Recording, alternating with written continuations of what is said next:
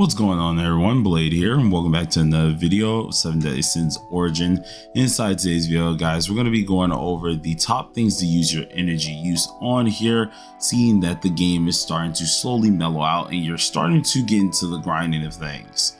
So if you guys are interested in this, be sure to sit back, relax, and enjoy the video. I'm gonna have some small things kind of edited on the screen behind some gameplay, maybe. It just kind of depends on how everything does go. And we're gonna see exactly what happens. So guys, do find this very interesting, hit the like button, subscribe button as usual, leave a comment as well. It does help out the algorithm. Let's get straight into it.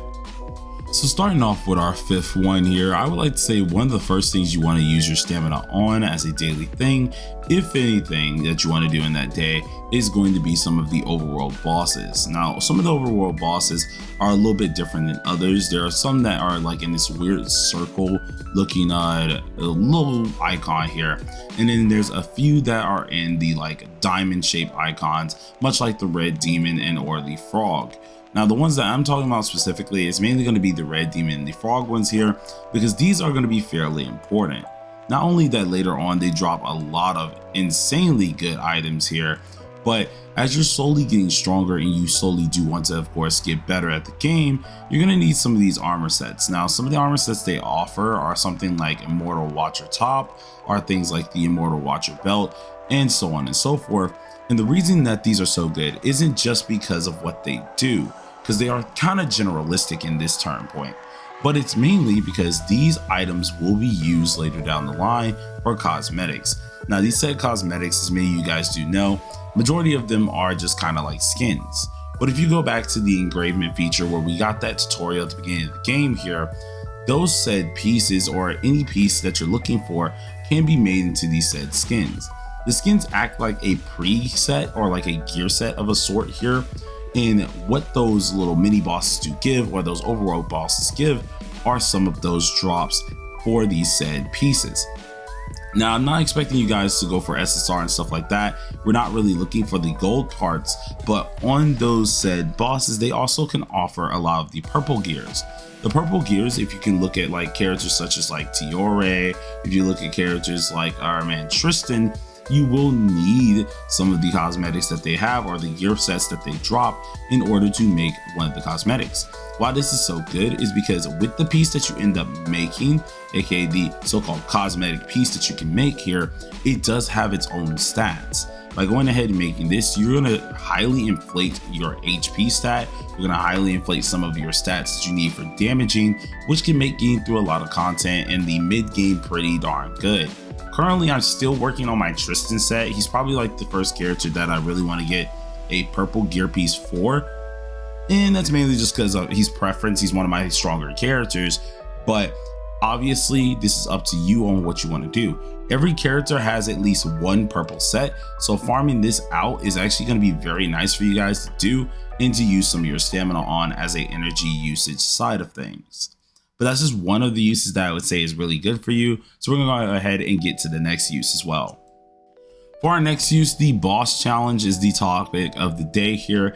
And this one is mainly correlating with the last use as well. Seeing that we only have about 45 keys, we gotta make the best of these. And the thing that we need to start paying attention to is once again, some of the gear and the things that we're missing, such as drops.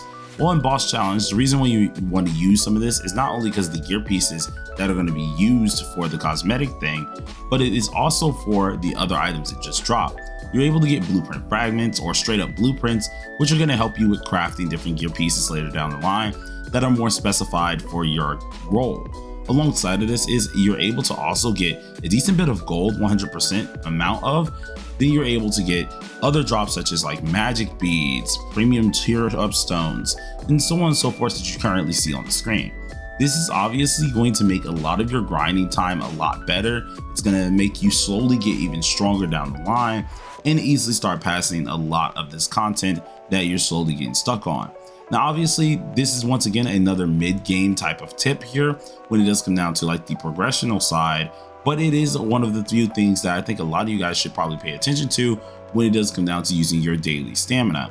The daily stamina, seeing we only get 45 once again, these take 10 a piece, so maybe throwing in like 2 every day would probably be worth it.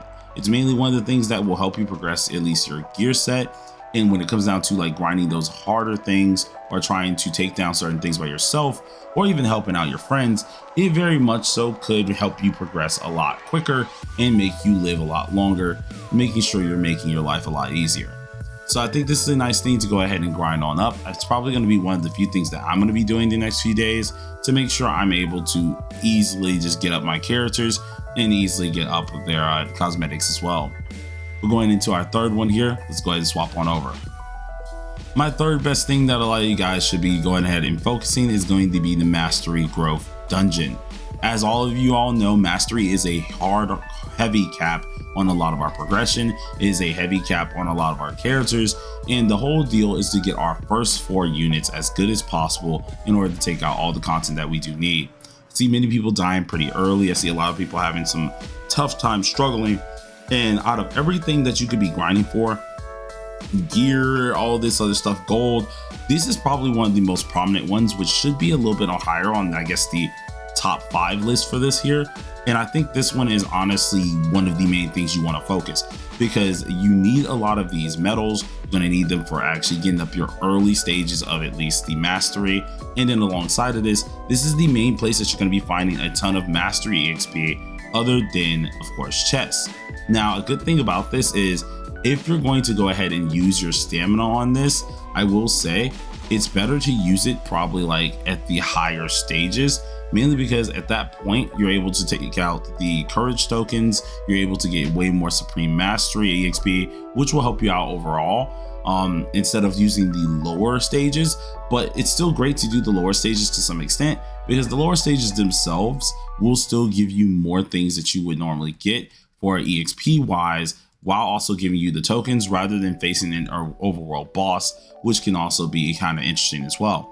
Plus, these are quick and easy, so I think a lot of you guys would be able to just go ahead and clear this as fast as possible, getting you a lot of EXP and getting you the tokens. Seeing you're taking out 2 things with 1 stone, and actually is very helpful rather than going to something else where you have a plethora of things that you can get and you might not get the most of mastery EXP. So I think this is going to be the best thing that you could probably do as your third best thing to use your stamina on, so do keep that in mind.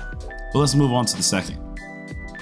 Getting on to the second best thing, and probably one of the best things, to be honest, in my opinion here to do, is going to be the dungeons. Now, the dungeons, I mean specifically Frozen Mines, the Capital of the Dead, and Deep Spider Nest.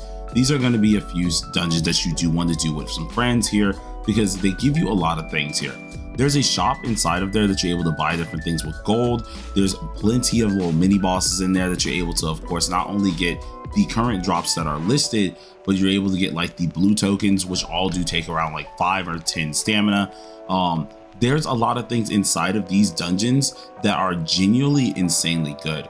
Plus, if you end up beating it, it will take about 10 or 20, I think, stamina in general. I think it's like 10 to accept the chest, which can give you a huge drop for a lot of these really strong gear pieces. When it comes down to at least the end game, or comes to middle to end here, it's probably where you're going to be farming a lot of your stuff at, just to primarily get yourself a little bit more chunky while also getting some extra items in here.